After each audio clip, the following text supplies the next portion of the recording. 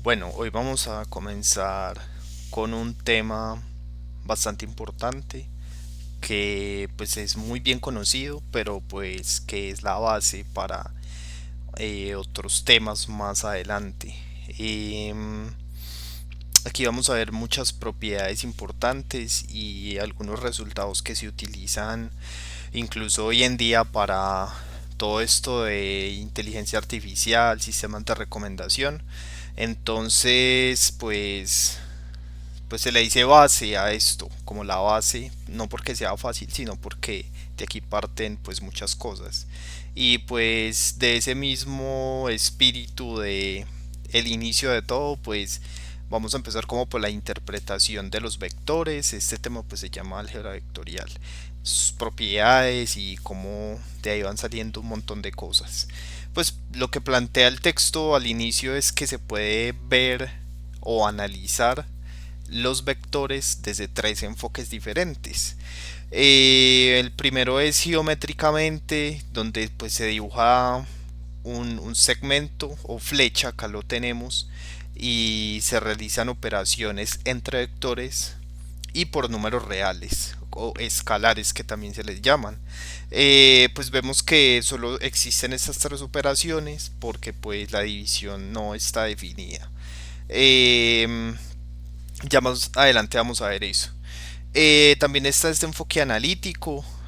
Vemos los vectores como componentes que también vamos a mirarlo. Y pues ya empezamos a realizar las operaciones a partir de esos componentes. Y finalmente, bueno, acá importante cuando se introduce el sistema coordenado, ya podemos realizar estas otras operaciones. Entonces, estas son como complementarias. De hecho, las tres, porque la última es describir los vectores a partir de axiomas. Y no se trata en este enfoque como de dibujarlo o visualizarlo de alguna manera, sino entender que es algo que existe y no nos importa cómo se ve o cómo se escribe ni siquiera, sino que cumpla con los axiomas. Y eso pues es un tema que se toca más adelante en de espacios lineales, creo que se llama. Y ahí ya definen todo a partir de axiomas y eso. Pero bueno, acá pues bien dice que podemos utilizar estos tres enfoques o métodos de forma simultánea y que todo el análisis pues es como complementario. A veces nos va a servir más un enfoque que otro. Pero bueno, acá pues tenemos algo de una historia ahí inventada más o menos, y es que al inicio de todos los griegos conocían como situar un punto en una recta. Entonces, por decir algo, teníamos una sola dimensión. Entonces podíamos tener una recta y poníamos un número y lo podíamos ubicar y decir que este es mayor que el otro, etcétera. Después, Descartes introdujo el plano cartesiano, y pues ahí ya ubicábamos puntos como una tupla de un número, coma, otro número, donde el primero indicaba un eje y el segundo pues indicaba el otro eje. Y así pues ya podían hacerse como tres números separados por coma, que es una terna, y ya le empiezan a agregar más componentes. La visualización solo llega hasta tres dimensiones, pero bueno, eso ya es bien conocido. Eh, Acá introducen pues digamos una tupla y que son dos números, y como comentábamos está en R2. R2 quiere decir pues que es en dos dimensiones, y R pues significa que es de números reales, porque esto puede más adelante ser números complejos. Yo no he llegado hasta allá, la verdad desconozco, pero sí sé que esto puede ser otros números, y acá pues no sería R sino C cuadrado. Entonces el plano complejo, digamos, pero acá estamos en números reales y bueno, importante. Y bueno, si son tres números pues estamos en el espacio, y ya de ahí para allá se puede seguir hasta n, no importa la verdad las dimensiones, todo esto funciona. eh, bueno, acá este pedacito es como pensando axiomáticamente, como comentábamos antes, y pues aquí digamos que se definen como interactúan los vectores. Entonces vemos que acá nos dan un vector A y un vector B de B sub n, no nos importa la cantidad de dimensiones. Entonces acá podemos decir que definimos la igualdad, que es componente a componente. Si ambas componentes, por ejemplo la primera, la segunda y la tercera, hasta n de ambos vectores es igual, pues decimos que son iguales. Lo mismo para la suma, sumamos componente a componente. Acá tenemos un ejemplo con un escalar c, que es un número real, o sea, es de una dimensión y pues se multiplica también para cada una de las componentes del vector A. Acá también vemos la propiedad, no recuerdo, asociativa, conmutativa, no recuerdo, pero de hecho acá tenemos todas listadas las de la suma. Acá podemos distribuir el C y el D, acá ambos, bueno, acá me faltó poner que ambos son reales, etcétera. Este también es importante y lo vamos a estar viendo a lo largo de pues, este video. Este es el vector nulo que tiene todas las componentes en cero. Y pues este es el elemento neutro de que si uno lo suma con otro vector pues nos va a dar el otro vector. Y aquí pues cuando se cambia de signo se multiplica por menos uno, y de hecho se haría utilizando esta propiedad de aquí que multiplica todas las componentes y pues se escribe como el vector menos a, ¿sí o no? Acá decimos pues algo también interesante que pues lo pone a uno a pensar un poquito, que esto es muy parecido a lo que se hace con los números complejos. Pero bueno, ya acá vamos a hacer otro tipo de cosas y vamos a introducir el producto diferente y eso, bueno. Entonces acá pues vamos a ver y ahora con el enfoque geométrico en R2 de un vector. Entonces dice que acá en esta imagen tenemos dos vectores libres, y libres en el sentido de que no hemos puesto como un sistema coordenado, sino que son dos vectores ahí que existen en algún lugar indeterminado y solo vamos a verlos como morfológicamente, por así decirlo. Acá de hecho utilizamos esa palabra y pues ese texto que hice propone que lo hagamos como si fueran renacuajos, o sea, como que tienen una cabeza y una cola, por así decirlo. La cabeza es B y la cola es A. Podemos ver que esta cabeza apunta hacia allá y esta de este vector A, que es como gris, apunta hacia abajo. Independientemente de eso, reconocemos que B es la cabeza y pues si uno piensa en un renacuajo, la cola va a seguir a la cabeza, ¿cierto? Entonces le podemos dar la interpretación de una dirección, de que se mueve en una dirección específica siguiendo la cabeza. Listo, entonces eso es lo que mencionamos acá, que el renacuajo va hacia una dirección y la cabeza guía a la cola.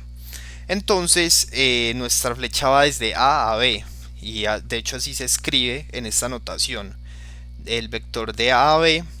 Y ahora sí vamos a introducir el sistema coordenado para poder hablar más sobre el vector en sí. Entonces vamos a disminuir aquí un poquito esto. Vamos a ver, bueno, espérenme. Listo, acá se ve mejor. Entonces, acá tenemos dos vectores, el vector u y el vector, perdón, v y el vector u. Como ya introdujimos el sistema coordenado, podemos aquí hacer varios análisis y ver por qué se escriben en tuplas y cómo es que eso funciona.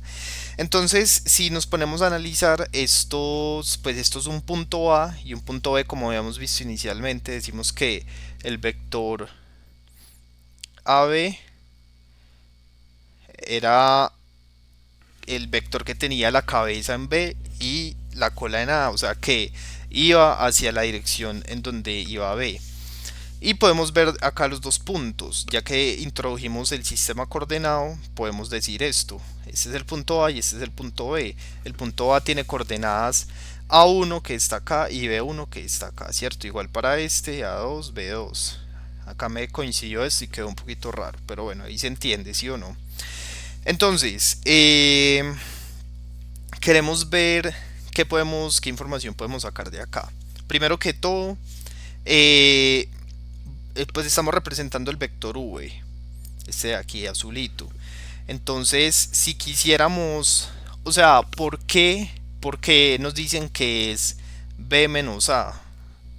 Si estamos hablando del vector de a hacia b, nos dicen que se hace b menos a. Entonces acá pues vamos a analizarlo como descomponiendo todo esto.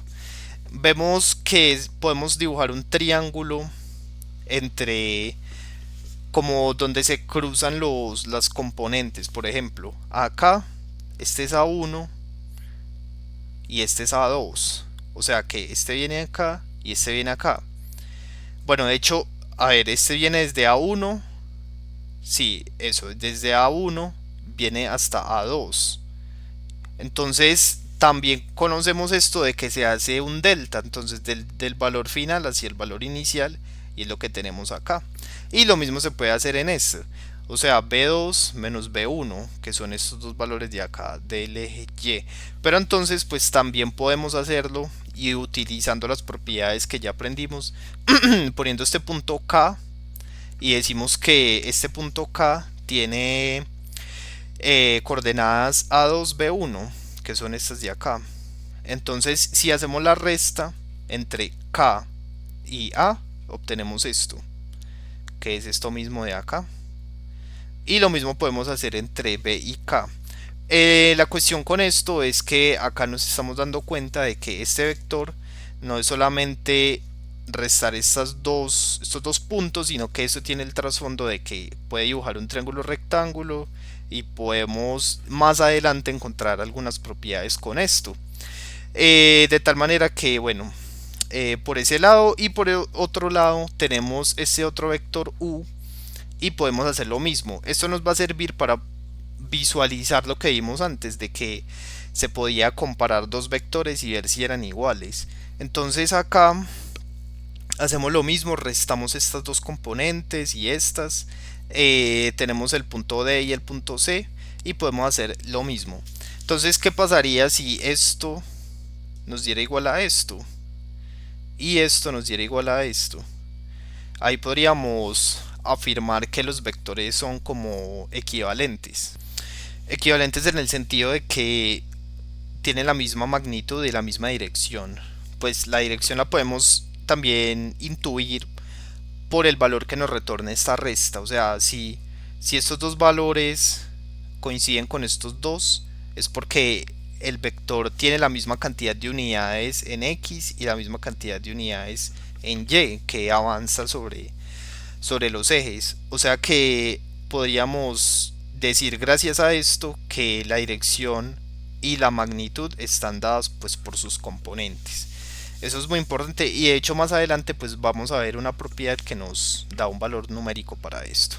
Entonces, continuando por acá, pues vemos esto, lo que habíamos comentado, haciendo la resta y pues esta igualdad se cumple como vimos en las propiedades iniciales si las componentes son iguales entre ellas. Y bueno, importante eso. Y acá vemos pues un ejemplo de esto ya es otra cosa de la ley del paralelogramo.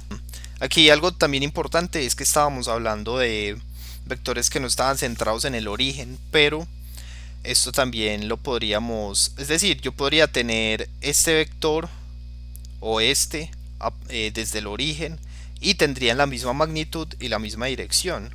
Sin embargo, hay momentos donde, pues en física, no sé mucho de física, pero sí tengo por ahí entendido de que la posición en el plano donde está el vector es importante para cosas de torque y cosas así. Pero matemáticamente pues el vector sí es el mismo si está por ahí en cualquier parte o si está aquí con las mismas componentes. Entonces eso también es importante. Y de hecho acá lo estamos representando con el punto A en el origen. Acá pues lo tenemos. Y de hecho pues en GeoGebra también lo escribimos así. Acá este es el origen y va hasta 2, 2. Este es el vector. Bueno, acá dice W, pero en esta imagen le puse D, ¿sí o no? Entonces, ¿qué estamos viendo acá? Esto es una también, pues le puse curiosidad, pero pues bueno, eso es lo que dan los cálculos. Cuando se hace este vector A, yo puedo escribir este mismo punto. Bueno, este es el vector D, perdón, este vector D lo puedo escribir como la suma de B más C. Y pues acá se dibuja este paralelogramo. Eh, es decir, que este lado y este lado son paralelos y este con este de acá, sí o qué.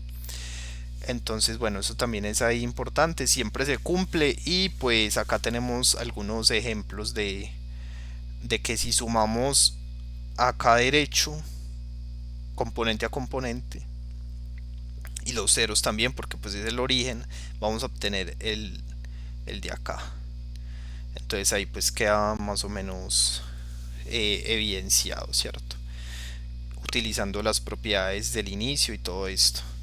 Mm, bueno, acá tenemos también esto de que si pensamos estos puntos B, C, D y A como los vértices, vamos a encontrar también esta igualdad en que los vértices opuestos del paralelogramo tienen la misma suma.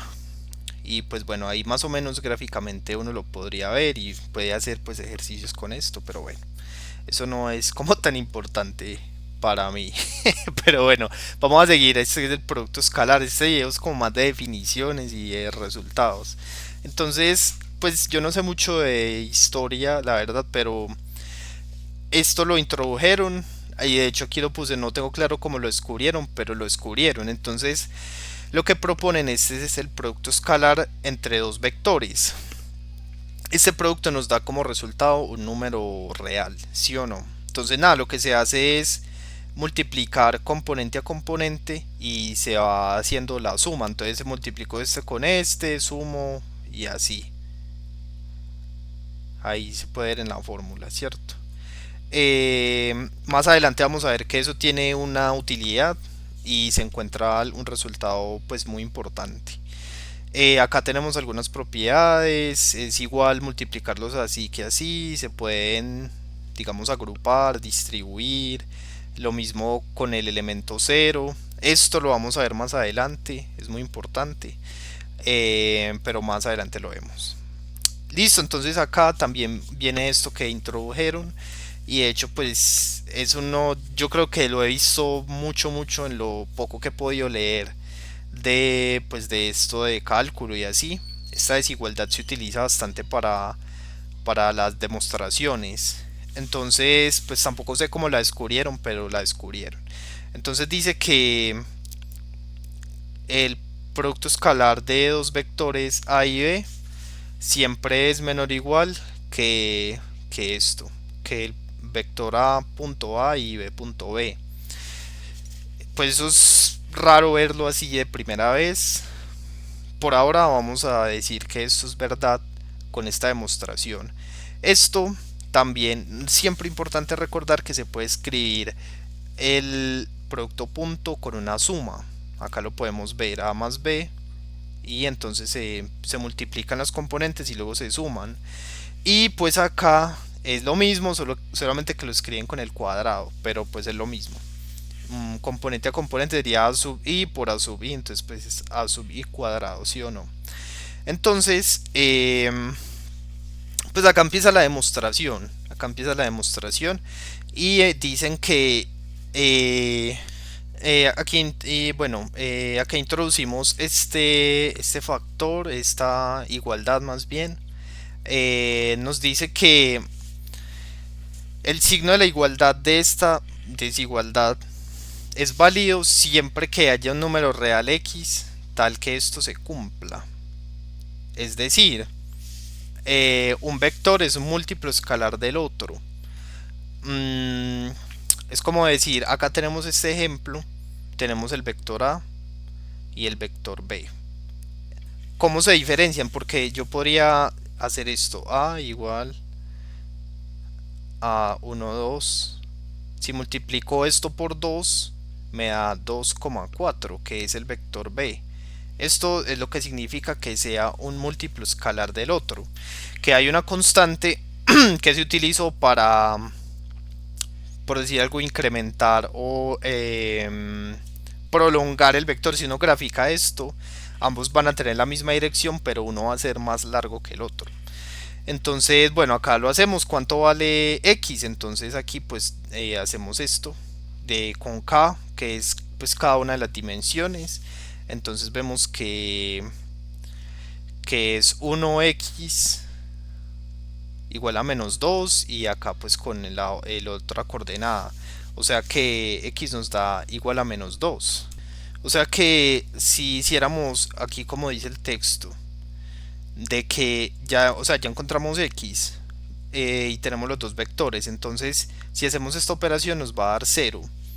Y pues eso nos ayuda a la demostración porque con esto podemos probar la igualdad, ya que nos dice cuando ambos vectores son múltiplos escalares, como lo vemos acá.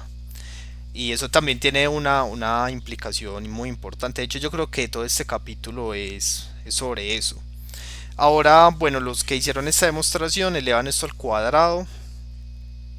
Importante aquí que un número elevado al cuadrado siempre es mayor o igual a cero. Pues bueno, si es cero, pues cero al cuadrado es cero.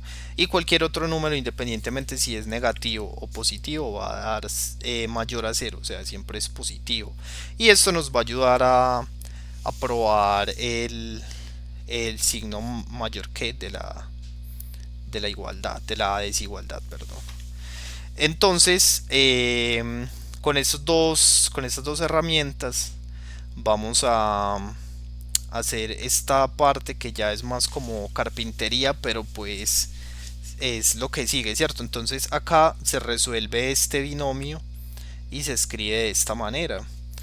Eh, Aquí podemos ver que en la demostración reescriben esto así separadito como A, que de hecho aquí lo tenemos. Importante, acá lo dividen en tres sumas diferentes y se puede porque pues esto acá internamente también está sumando, ¿cierto?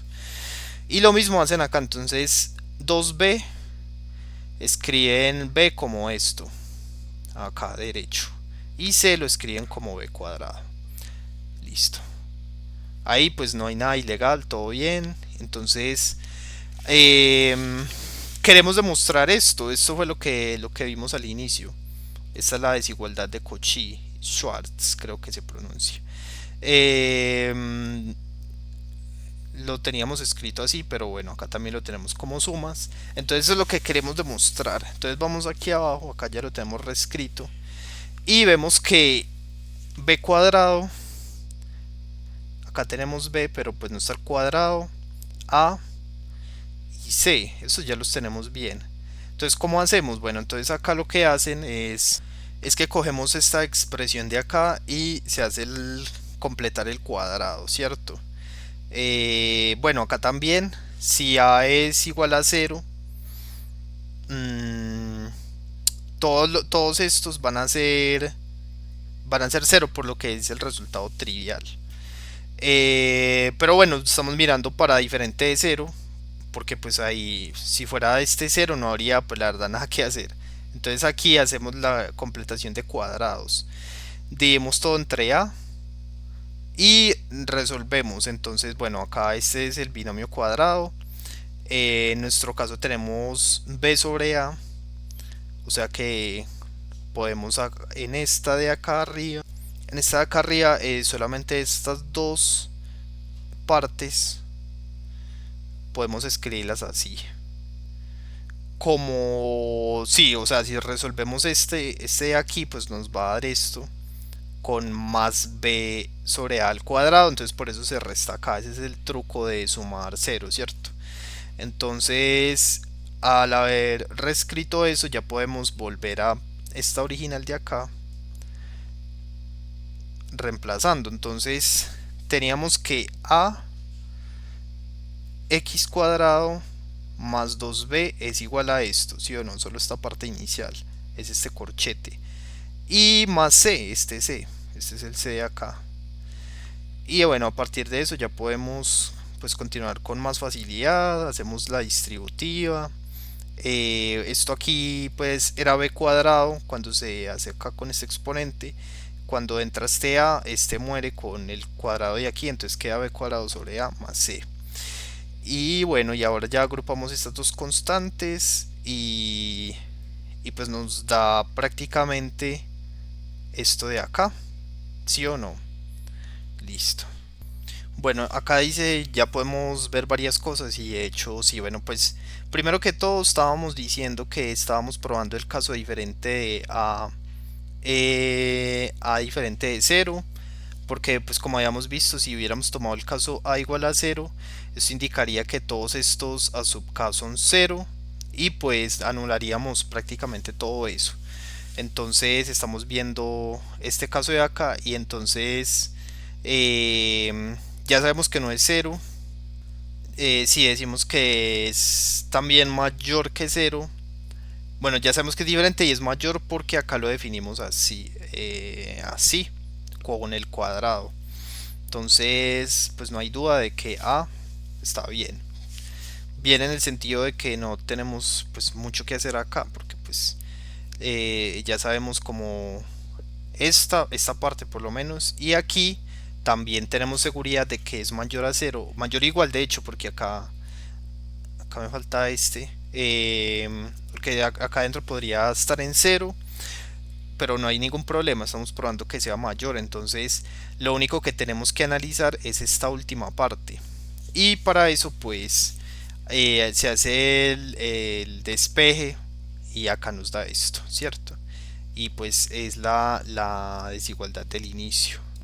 Y bueno, para probar la igualdad pues cogemos este miembro de acá y, y decimos, bueno, ¿para qué valor es mínimo? Bueno, pues acá si ponemos mínimo en el sentido de que sabemos que solo puede llegar hasta cero. De hecho es lo que queremos probar. Entonces viene hasta acá, pues si hacemos ahí como el análisis es el negativo pero de este, entonces si reemplazamos en la original vemos que nos va a dar igual este valor. Entonces ahí pues se dice que es verdad y que queda demostrado. Yo no soy matemático, pero ahí más o menos pues podemos ver cómo funciona. Bueno, seguimos pues como con más definiciones, la longitud del vector. Esto también aparece desde eso que vimos al inicio de cómo pensamos al inicio los vectores como este triángulo de acá. Como les comenté antes, acá podríamos sacar con el teorema de Pitágoras esta hipotenusa, ¿sí o no? Entonces aquí es lo que mencionamos. eh, Teorema de Pitágoras para definir la norma. La norma es como la magnitud, como esa hipotenusa qué valor tiene. Y bueno, pues se hace así. Acá lo escribimos como a.a y la raíz cuadrada de eso, ¿cierto? De hecho aquí lo podemos ver. Si dibujamos este vector a, tenemos componentes a1, b1 y pues el teorema de Pitágoras es los catetos elevados al cuadrado y los sumamos. Pero bueno, igualmente si lo hacemos con a.a podemos ver que nos da lo mismo porque es como tener a1, b1 punto a1, b1, ¿sí o no? Entonces es este por este a1 cuadrado más b1 cuadrado y pues es igual, ¿cierto? Entonces por eso lo podemos escribir así, pero viene de ese mismo razonamiento del teorema de Pitágoras. Entonces ahí ya tenemos pues la norma o magnitud que nos daría pues el valor de esta hipotenusa. Aquí tenemos pues algunas propiedades, vemos que es mayor a cero. Claro, o sea, si A es el vector nulo, pues esto nos va a dar cero y así. Y vemos esto también, que espérenme, yo lo escribo acá. Bueno, acá lo tengo escrito. Al inicio vimos esto de que es igual a escribir esto que esto, ¿cierto? Entonces, como esto está en una raíz cuadrada, este número tiene que ser un número positivo, siempre, porque no existe la raíz cuadrada en los números reales de un número negativo, entonces lo ponemos con valor absoluto. Esa es la razón. Listo.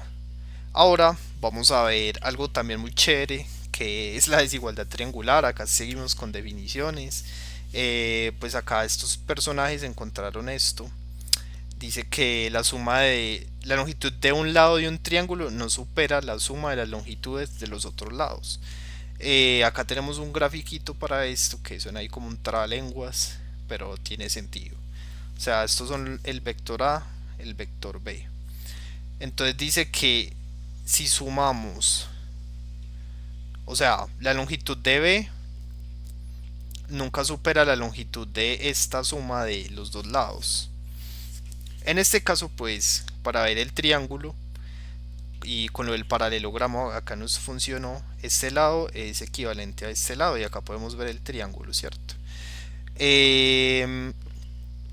Entonces para probar esto vamos a partir pues claro de acá, de que tenemos eso y que estamos mirando si es verdad. Elevamos al cuadrado. Acá tenemos también esta propiedad y recordando que, bueno, recordando que aquí al inicio habíamos dicho esto pues, de la forma en que se escribe, ¿cierto? El significado de esto, en este, pues más abajo tenemos a más b. Estamos diciendo que el vector que resulte de la suma de esto se le saca la norma. Pero pues claro, acá lo tenemos escrito así, o sea que literal esto es escribir a más b, perdón, a más b punto a más b. Y abajo pues tenemos que esto se eleva al cuadrado, o sea que claro, esto es una raíz y pues con el cuadrado se puede simplificar. Entonces por eso se escribe así. Y aquí pues ya seguimos con esto, binomio. Hacemos todo esto, tiki tiki. Acá hacemos la, pues, la distributiva.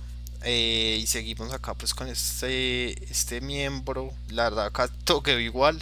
Simplemente acá se hace pues esto mismo. Y acá pues hacen lo contrario, ¿cierto? Escriben esto como la norma. Pero pues es como una forma simplemente de escribirlo de la otra manera con la norma, por lo mismo que vimos hace un momento.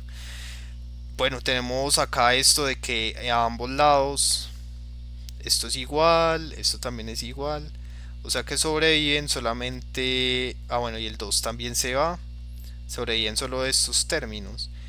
Esto, esto es la desigualdad de Cauchy, de nuevo nos la encontramos. De pronto aquí está un poquito diferente. Pero si volvemos acá, pues podemos hacerle aquí la raíz cuadrada. Ush, la raíz cuadrada. Y nos va a dar a lo que está abajo, ¿cierto? Acá nos quedaría la norma de A, la norma de B. Y esto quedaría sin este cuadrado, que es justamente lo que está abajo. Entonces ahí pues ya con eso probamos porque acá pues tenemos el razonamiento. Queremos probar la desigualdad triangular. Entonces la reducimos a esto de que lo elevamos al cuadrado y lo podemos expresar como este producto punto. Y pues bueno, después del desarrollo nos da esta desigualdad de Cauchy y pues ya está demostrada. Entonces podemos decir que es válida y que se cumple. Entonces, acá vamos a encontrar este concepto de la ortogonalidad. Acá de nuevo, y pues voy a hacer el grafiquito aquí rápidamente. Podríamos decir que este vector tiene norma, a ver, vector A aquí y el vector B aquí. Si los sumamos a ambos nos queda este vector A más B y le podemos sacar a todo esto la norma. Entonces, utilizando la identidad, bueno, acá norma de A y norma de B, ¿sí o no? Entonces, prácticamente haciendo esto de los catetos, vamos a encontrar que este al cuadrado más este al cuadrado nos da este al cuadrado, ¿sí o no? Y lo escribimos con la raíz. Pero bueno, entonces teniendo eso en cuenta, de que esto salió de con Pitágoras, ¿en qué se diferencian esta expresión y esta expresión? Podemos ver que todo esto es igual, solamente se diferencian en este término de acá, ¿sí o no? Entonces, ese es el que nos dice, claro, porque Pitágoras se hace solo para triángulos rectángulos. O sea que ese término nos dice el triángulo no rectángulo. Por lo tanto, cuando ese término no aparece, es porque el triángulo sí es rectángulo y es lo que tenemos acá. Es decir, que cuando a.b es igual a cero, que eso lo vimos anteriormente, cuando es igual a cero es porque el triángulo es rectángulo. Y al mismo tiempo podemos decir que cuando esto es igual a cero, ambos vectores son perpendiculares. Eso es muy importante y se utiliza más adelante. Ortogonales también se le puede decir ortogonales. Entonces ahí ya tenemos uno de los resultados importantes, que a.b igual a cero indica que los vectores son ortogonales. Listo. Ahora vemos esto que también me parece muy bonito, que es lo de las proyecciones. Yo lo pienso como, a ver, como tener dos vectores, este A y este vector B que viene hasta acá largo, y que A está proyectando o a ver, no sé, imaginémonos que aquí está el Sol y que este Sol hace que A sí proyecte una sombra sobre el vector B. No, no encuentro otra palabra, pero sí, es como la sombra, como así. Y pues importante que esto queda perpendicular, ¿cierto? Entonces vamos a hacer este razonamiento. Acá está el vector B y este es el vector A.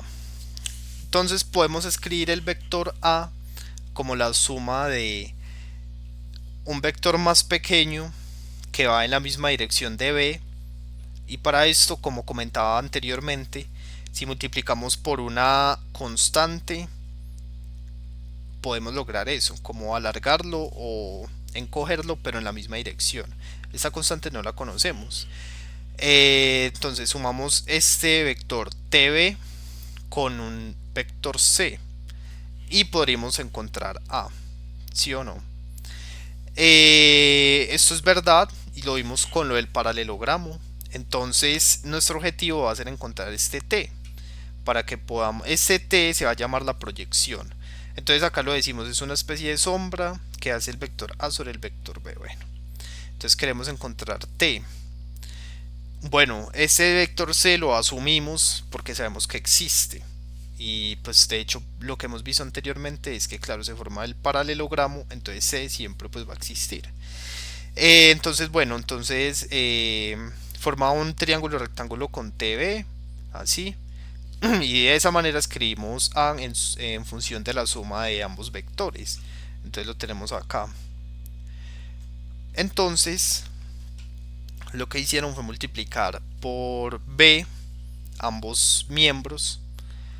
Esto es ingenioso porque ellos saben de que c punto b es igual a cero, como encontramos anteriormente. Por eso era primero necesario mencionar lo de la desigualdad triangular, porque aquí ya nos dimos cuenta de que como son ortogonales, pues esto va a dar cero, o sea que nos va a quedar solamente esto. Y aquí ya, bueno, vamos a encontrar t. Esto es muy bonito porque pudimos deshacernos del vector que nosotros mismos introdujimos. Este pues fue solamente ahí como para ayudarnos, y ya no está, o sea, t solamente quedó dependiendo de a y b, que son realmente los vectores que conocemos. O sea que ya tenemos t. Y bueno, esto de nuevo lo podemos escribir como la norma al cuadrado. Y ya con esto podemos encontrar, ese se llama la proyección de a sobre b, ¿cierto? Acá podemos ver un ejemplo no tan claro, no tan visual, y de hecho es bonito también porque vemos que b, ni a ni b están en el primer cuadrante. Entonces acá la proyección se va hacia el segundo, para que A, de tal manera que A pueda hacerle la sombra a esta, como esta extensión del vector B. Y acá tenemos el vector C que nos ayuda, y volvemos a ver el paralelogramo. Entonces ahí ya tenemos también esto. De hecho acá en GeoGebra lo hicimos y pues sí, todo funciona. y pues es bonito. Y más bonito aún que ya conociendo esta proyección, esto es una constante, podemos encontrar el ángulo entre dos vectores. Digamos que aquí tenemos el vector B y el vector A. Pues esto no, la verdad no importa en este caso, pero para sacarlo lo volvemos a hacer como toda la vida con el triángulo, y acá tenemos un ángulo teta. Entonces entonces hacemos lo de siempre, el coseno de teta. Entonces sería este sobre este, ¿cierto? O sea, que es lo que tenemos acá abajo. Coseno de teta es este. Pero entonces, bueno, esto ya lo vimos también, que lo de la constante. De hecho, acá debería salir en valor absoluto.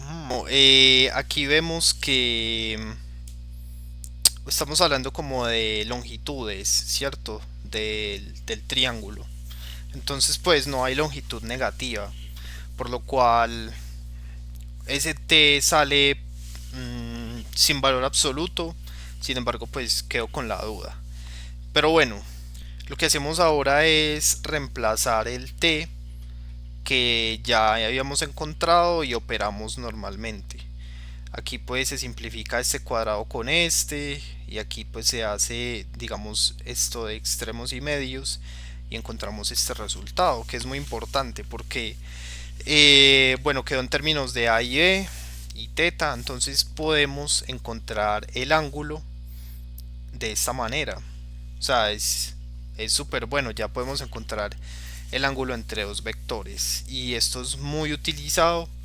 De hecho, hay muchos sistemas de recomendación y algoritmos que se apoyan en esta idea de encontrar el ángulo entre dos vectores. Y pues también hay muchos lugares, y acá lo mencionamos, que le llaman similaridad del coseno. Entonces pues es un resultado muy importante y que surge de propiedades pues como fundamentales. Listo. Ahora vamos a ver estas definiciones también, que son también muy importantes. Y dice que tenemos vectores que nos ayudan a generar todo un espacio o un conjunto de vectores de n dimensión. ¿Qué quiere decir esto? Por ejemplo, acá tenemos el vector 1, 0 y el vector 0, 1. Estos son prácticamente, suponiendo que este es el plano cartesiano. Uf, esto me queda al revés. Así. Entonces serían vectores de longitud 1 hacia los ejes. O sea, este 1, 0 es un vector en el eje X de longitud 1, y este en el eje Y de longitud 1. Gracias a estos vectores podemos escribir cualquier otro vector en el plano. Acá podemos ver esto. El vector AB lo puedo escribir como A, que es un número multiplicado por esto se llama un vector unitario, que acá lo tenemos, vector coordenado unitario, más B por el otro vector unitario. Esto es equivalente a esto.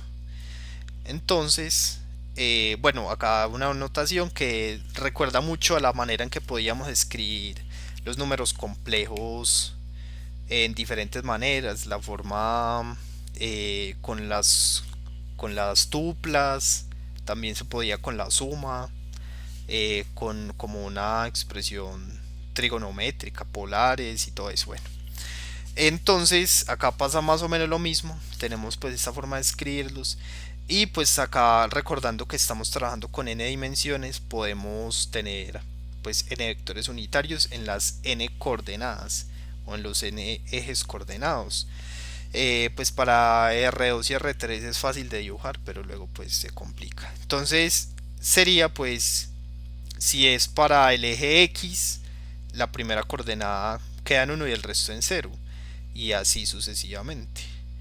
la n, pues uno en n y el resto en cero. Dice que, bueno, vector unitario y todos tienen longitud 1 y todos son ortogonales entre sí, claro, porque si yo tengo estos dos vectores, que este es hacia el eje X y este hacia el eje Y, estos forman pues lo que vimos antes, entonces el producto punto pues da 0, ¿sí o no? Listo. Entonces bueno, acá pues ya vimos el vector X o un vector cualquiera se puede representar multiplicando sus coordenadas o sus componentes por los vectores unitarios y aplica pues para n dimensiones. Esta suma de multiplicar constantes por componentes de vectores se llama combinación lineal. Y acá lo que hemos comentado, los vectores unitarios generan el espacio B sub n con unicidad. Eso quiere decir que solo hay una forma de generar un vector al mismo tiempo. Acá tenemos estos tres vectores unitarios IJK, que sería el equivalente a decir E1, E2 y E3, pero para R3 le ponemos esos nombres. Pero es igual, es lo mismo. Tienen componente 1 para X, Y y Z, ¿sí o no? Apuntan a los ejes coordenados y tienen magnitud 1. Entonces, lo que dice la teoría es que puedo generar cualquier otro vector de R3 haciendo una combinación lineal con cualquier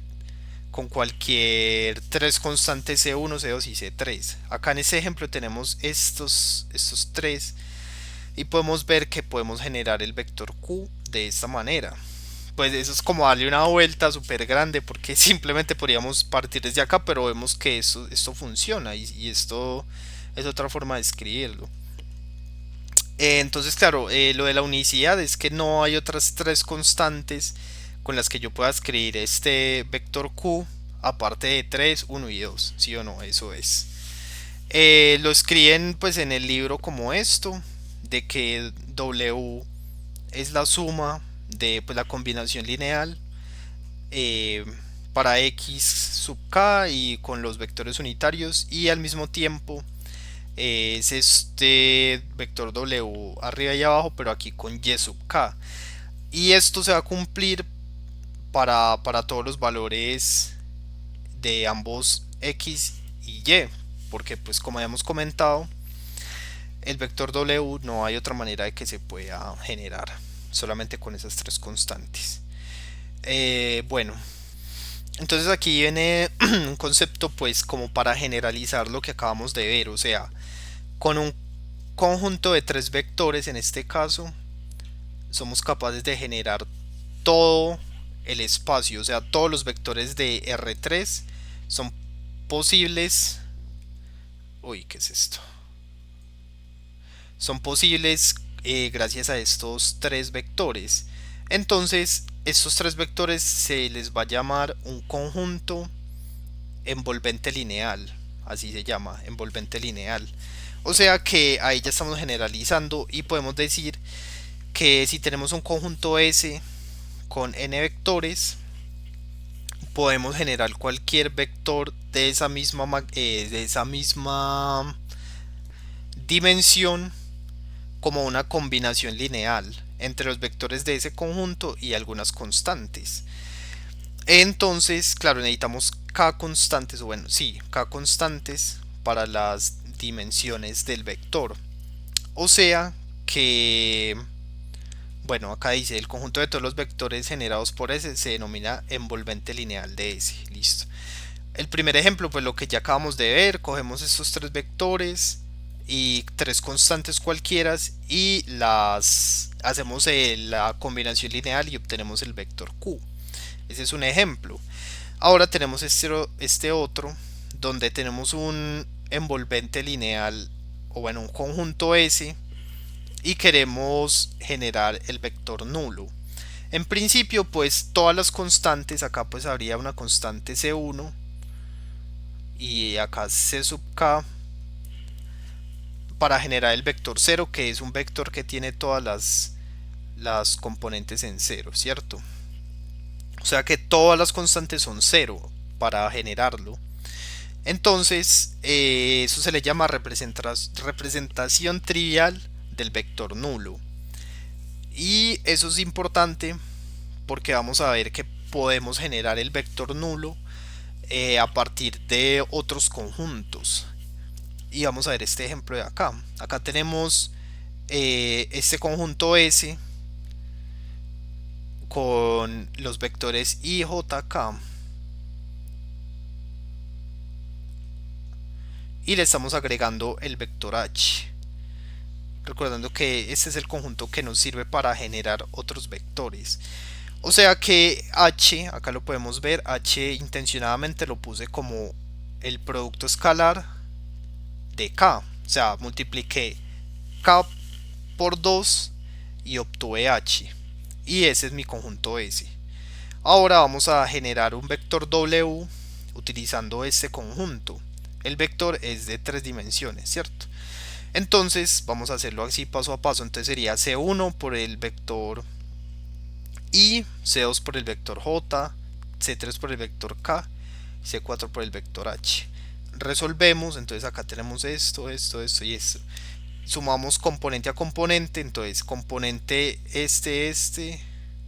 y así sucesivamente. Nos da C1, este es 0 más C2 más 0 más 0, C2, lo mismo para...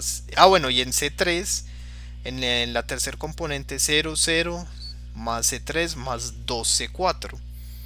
Este es nuestro vector W. Entonces, ¿qué pasa aquí? Acá vamos a ver el problema que nos genera. Que si utilizamos las constantes C1, 0, C2, 0, C3 menos 2 y C4 igual a 1, obtenemos una representación no trivial del vector nulo. Esto quiere decir, y acá ya empatamos con este tema, de que el conjunto S no es linealmente independiente, es decir, podemos generar el vector nulo de una manera diferente a la no trivial, o sea que escribiendo o utilizando otras constantes diferentes a 0, 0, 0, 0, o sea todas las constantes en 0, vamos a obtener el vector nulo y eso se llama que son vectores linealmente dependientes. Entonces, claro, ya acá definimos la independencia lineal. Entonces, todos los vectores todos los conjuntos que tengan sus vectores que no son múltiplos escalares de otros, generan el vector nulo con unicidad, se llaman linealmente independientes. Entonces, sí, generar el vector nulo con la representación trivial. Listo. Ese ejemplo anterior creo que fue bastante claro. Y bueno, esto también ya lo habíamos visto, pero acá queda como la definición. Ningún vector dentro del envolvente es, es dependiente de otro, entonces se puede decir que son también ortogonales, como vimos anteriormente con la desigualdad triangular. O sea que se cumple esto para todos los vectores del envolvente. Eh, y bueno, acá pues lo podemos generar así un vector con los vectores del envolvente lineal y algunas constantes. Y acá podemos hacer esto para encontrar cuáles fueron las constantes utilizadas para generar un vector. Y acá lo podemos ver. Tenemos este envolvente, acá no salieron los corchetes, pero si esto es un conjunto. Entonces tenemos el vector generado por este conjunto, 6, 4. Entonces la pregunta es, ¿qué constantes se utilizaron para generarlo? Podemos utilizar esto. Entonces acá reemplazando valores encontramos que se usaron 3 y 2, esas constantes. Y pues bueno, realmente no era tan difícil, pero sí es verdad. Entonces 3 por 2, 6, más 0, pues 6. Y acá 2, entonces 2 por 2, 4. Ahí podemos ver que sí funciona. Y bueno, ya finalmente pues si todos los vectores del envolvente lineal tuvieran norma 1, se podría hacer así, porque pues esto aquí ya nos se simplifica, ¿cierto? Y se llama un conjunto de vectores ortonormales. Y finalmente, pues es como que estamos hablando siempre de lo mismo, pero acá ya está como la definición. Entonces, si tenemos ese conjunto que le llamamos envolvente lineal, que pueda generar vectores de B sub n, se dice que es una base para B sub n. Entonces, si genera, bueno, si con la condición de que los genere con unicidad. Y además, si ese es ortogonal, entonces se denomina base ortogonal. Estos temas pues se van a ver con más profundidad, espero que en otro video más adelante que haga, pero pues es como un brochazo y una forma ahí rápida de recordar conceptos. Y bueno, algunas cositas quedaron un poquito ahí raras, pero esa es como la base y la estructura básica de todos estos conceptos que hemos repasado hoy. Y ya, ahí me perdonan las imprecisiones, pero es como ahí más o menos un brochazo inicial para esto de vectores.